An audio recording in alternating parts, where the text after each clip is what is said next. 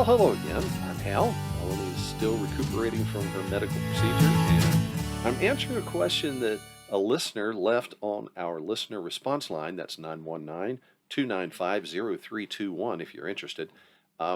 Amy from West Virginia had chided us gently because we talked about, in episode 245, we had talked about books that we both liked and made a suggestion that there was more to the story, but we didn't get into it. I cannot tell you how much I enjoyed the episode on the books you all like to read.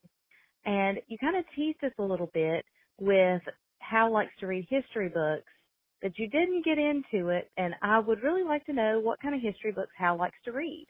So that's just part of what Amy said, but we thought it would be appropriate for me to take this opportunity to respond to some of that and to share some things that I have enjoyed in a historical bent. Well, as I mentioned in our last episode, I consider biography to be kind of a branch of history, and I found biographies to be very encouraging to me personally because as I read about stories of men and women of character who have lived lives honorably, that I find it encouraging to remember that, in the scriptures. You see in Hebrews chapter 11, you see records of people who have lived lives of faith, and they're meant to be an example for us. They're meant to be an encouragement for us. And I think that's true outside of the biblical framework as well, to say, if you see people who have lived well, you can learn from their example, or maybe you can take warning from their example. Sometimes that's appropriate as well. You don't want to revel in anything that's evil, but at the same time, recognizing that people are complex. That good people have bad days, that good people fall into sin, and sometimes people who are not men or women of faith may still have a character which, as Romans chapter 2 talks about, the Gentiles who may not have the law of God in their teaching, but they have the law of God in their hearts and in their actions, and God will judge accordingly. So I think we can be discerning in our understanding of history. One of the things that I have read, I keep looking over here because I got a stack of books that I want to share a few covers with you, but one thing that I have read quite a few biographies of presidents over the years, just because those are men who have a great historical record. I mean, there's plenty to look at and to say, what can we learn from this person? And one of the ones that I really enjoyed was David McCullough's biography of John Adams. And it was interesting.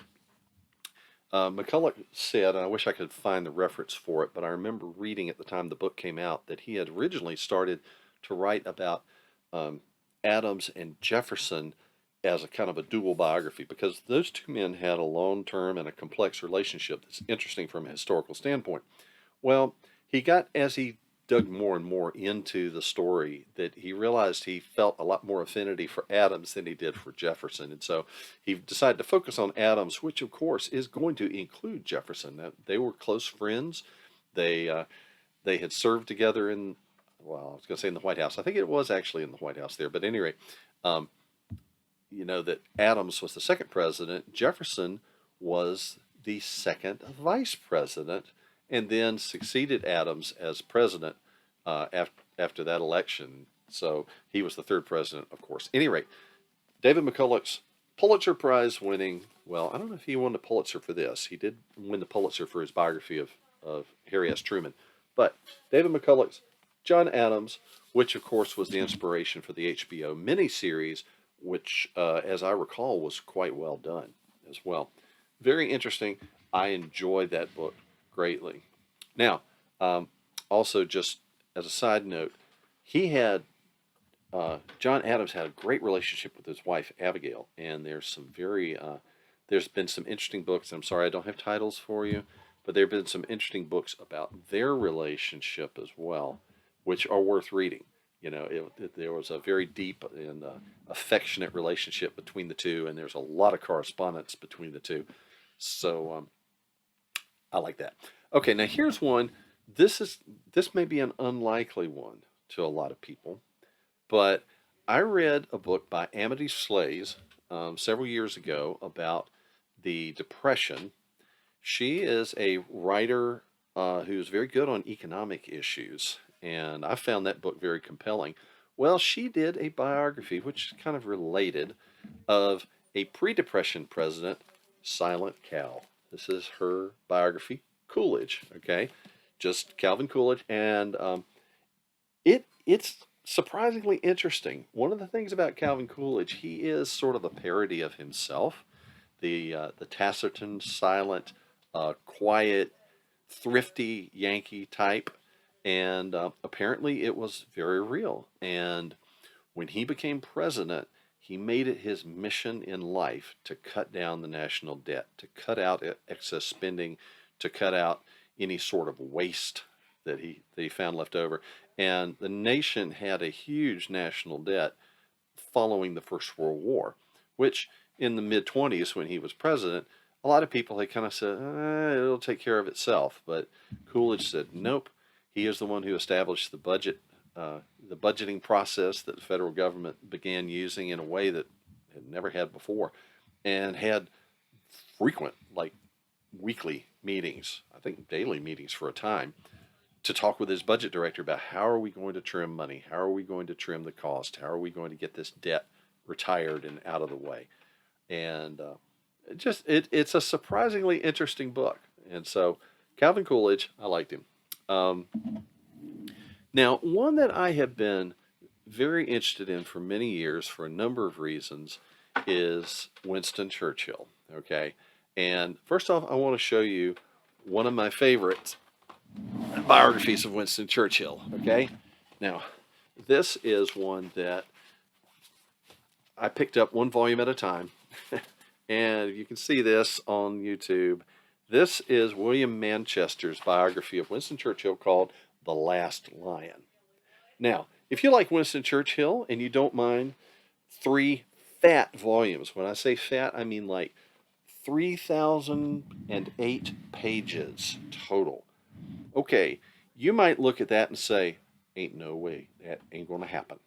Okay, and that's understandable. I try to read some large form stuff from time to time, and I've read several major biographies and histories that way that are multi volumes, and it's been a worthwhile investment. However, if you are interested in Churchill but maybe are not ready to launch into even one 600 or 700 page volume of William Manchester's biography, here is one that's the opposite extreme. Now, this came out a few years ago. Paul Johnson is a British journalist, and he has written a biography of Churchill that's called simply Churchill.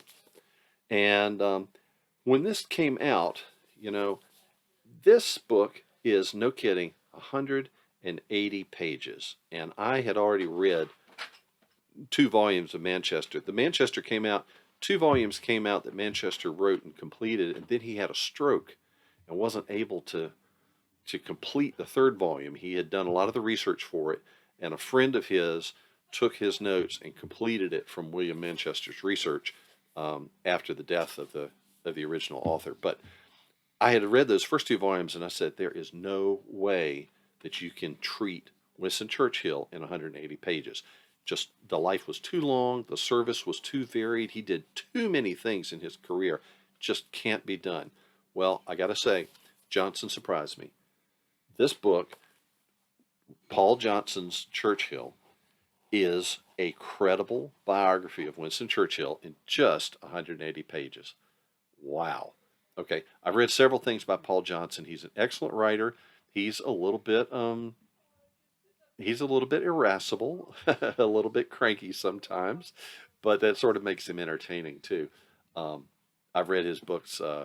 Modern Times is a fairly large book, and it's an interesting one. That's one that really kind of catapulted him into fame and prominence as a historical writer. Here's another one that I have been very interested in over the years has been Theodore Roosevelt, and I read another massive biography of Theodore Roosevelt by Edmund Murray, and it's good, but this is let's say it's a peripheral volume. I picked this up actually from our local library, and I had seen it on the shelves, and then when they trimmed their collection, this one actually ended up in the used book sale, and I said, "Oh, I'm going to snag that." This is called The Lion's Pride. Okay, it's by Edward Renehan, and it's about Theodore Roosevelt and his family. And that's interesting because he was very much a family-oriented man, and his sons just idolized him. And so it talks about the relationship that he had with his sons and his daughter Alice, and the kind of what they did with their lives after the death of Roosevelt in, I believe it was 1920. But anyway, an interesting book if you are interested in the life of Theodore Roosevelt. The final one I want to mention here. This one is one by somebody that you probably have never heard of, about nobody that you've ever heard of, but it's interesting because it's a first-person account. This is by a man by the name of Sam Watkins, and when the war between the states broke out, he volunteered to serve in the 1st Tennessee Regiment. Okay, and he served in Company H, and so that's the name of his book, Company H. You see how it's spelled there, CO:AYTCH, but that's what it is.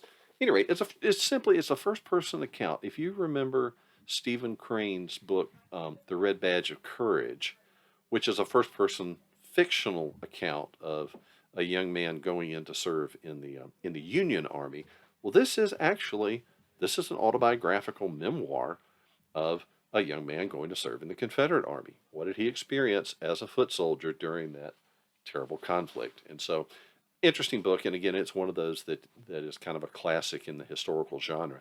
And I found it interesting for a number of reasons. So anyway, just want to share some of those with you. I love biographies, and my biographical reading has gone from gracious Henry Henry II of England to President Ronald Reagan, and we span a great deal of history there. And I think there's a lot to be learned from a lot of people who have a historical record, and encourage you to look into some of those. Pick one. We're coming into Reformation Day. You could take Roland Bainton's book, Here I Stand, is a biography of Martin Luther. That's a good one that you could start with as well. Do want to encourage you, if you would like to comment or send a suggestion, a request, or a question, you can use our listener response line and leave us a message there at 919-295-0321. Or you can check out our archives at halandmelanie.com/radio. Our podcast is on the Ultimate Homeschool Podcast Network, and you can find us there. That link will take you to it. halandmelanie.com/radio will link you back to the podcast network. And of course, if you're watching us on YouTube, you can see us right here where you are right now. So, look, we do appreciate you joining us, or joining me in this case, but I'll speak on behalf of Melanie as well. We do hope that you'll join us another time as we talk about applying biblical principles in 21st century family life. This is Making Biblical Family Life Practical.